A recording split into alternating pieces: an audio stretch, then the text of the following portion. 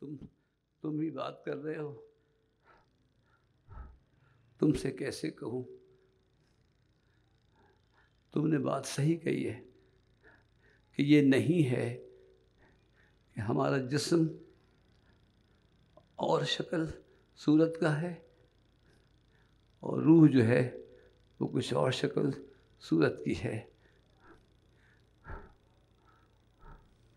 تو اب آپ خود سوچ لینا آئینہ دیکھ کے کہ تم اپنی روح کو کس شکل میں ڈھال رہے ہو۔ سنتوں سے سجا رہے ہو، اللہ کے پسندیدہ بن رہے ہو، یا کافروں کی صورت اختیار کر رہے ہو۔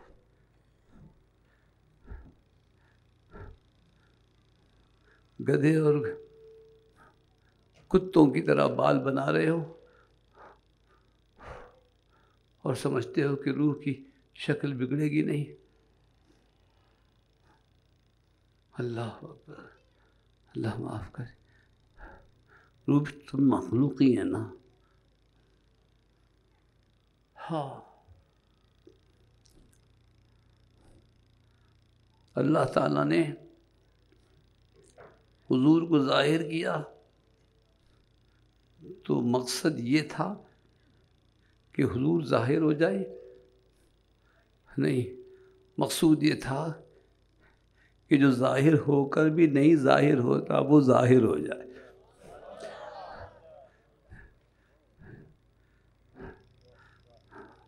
ابو الآخر ظاہر و باطن اللہ کی صفت ہے۔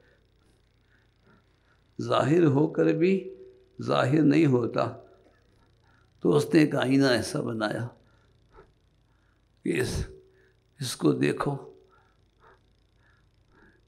اس نے اس کو دیکھا، مجھے دیکھا۔ سبحان اللہ۔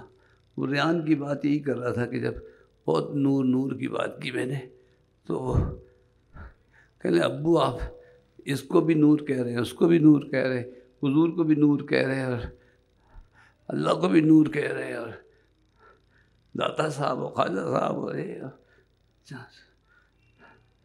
تھوڑی دیر سمجھاتا رہا، اس بچے نے خود کہا، بہت تاریخی جملہ کہا ابو میں سمجھ گیا، میرا پوتا ہے ماشاءاللہ، میں سمجھ گیا اللہ نور ہے باقی سب شیشے۔ کیا بات ہے، اللہ نور ہے باقی سب شیشے ہیں۔ میں نے کہا ماشاءاللہ، اللہ نظر بس سے بچائے۔